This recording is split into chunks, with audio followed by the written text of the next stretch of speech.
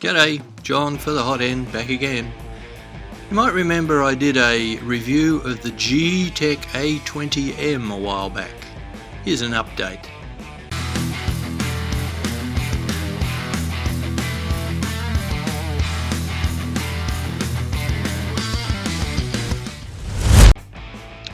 Right, the Geeetech A20M dual colour single nozzle double extruder printer. Now, I really liked this printer.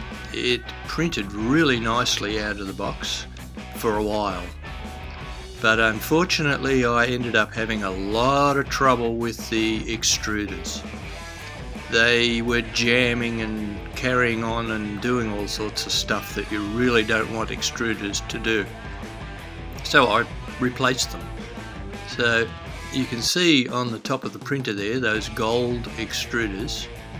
Well, I went on, I can't remember whether it was Banggood or one of those, GearBest somewhere, and got myself a couple of extruders that cost me, I think from memory, something like $5 each. And I replaced the existing extruders with these $5 cheapo basic extruders, and it made a huge difference with the way this printer performed. You'll see the model that it's printing at the moment, which is the Octopus, two-colour Octopus.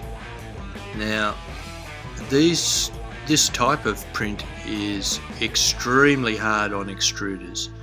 The amount of retractions involved in a print like this is incredible. The poor old extruders, they are bouncing around all over the place. So it really gives a good test and a good workout to the way the printer prints. You'll see in the background there too the two purge towers. This is a Simplify 3D slice, and all it needs is a purge tower to get one colour out of the nozzle and put the next colour in. Works pretty well, really. And you could probably put in the comments if you've had similar problems with this printer, with the extruders on this printer, because I'm sure a lot of you have from what I've seen in some of the other groups. But anyway, they're the extruders that I put on, and you'll see they're the extruders that came with the printer. They're a clone of something. It's a geared extruder, which was about 4:1 gear ratio extruder.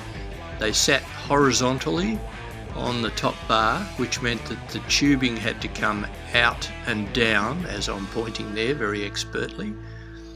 And there were a lot of pieces in that extruder that had to join together to create a lot of drag on the filament as it went through the extruder.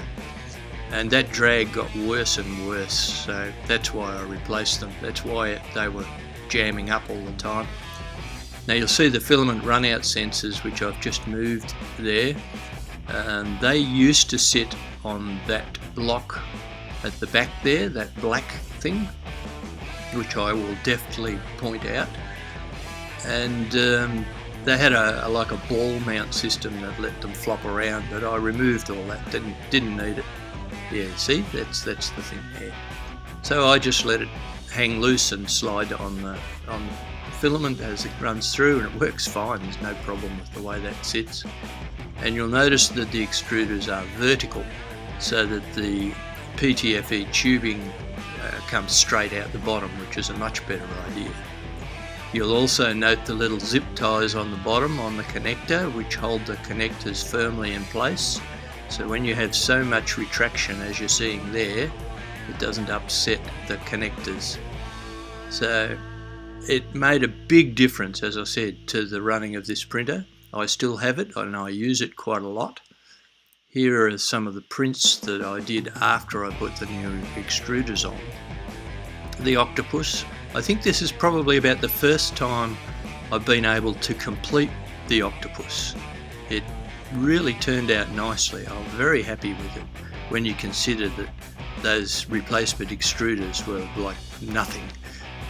was such a simple fix for this machine. And that Octopus is as good a two-colour print as I've ever done on any two-colour printer. Then you of course can print in single colour. This is just the ubiquitous Benchy, and I must look that word up sometime, ubiquitous. Yeah, the slicer settings weren't quite right, acceleration and jerk, as you can see on the corners, but you can read the name on the back of the Benchy, and it prints really nicely. No problems there, all good. And when we move across to this thing, this was where the fun starts. This print was done by playing around with the mixing on the LCD screen. Now you can do this on the fly, it's extraordinary when you're doing it, because you can mix the two colours that are coming into the single nozzle in basically any ratios that you want. You just go into the LCD screen and go into mixer, funnily enough. There we go. And you go down to mix. And this is where you select whether you're using the left or the right extruder. And you can put any percentage of which. So if you're using two completely different colours, you can actually come up with a multitude of colours by mixing the two together.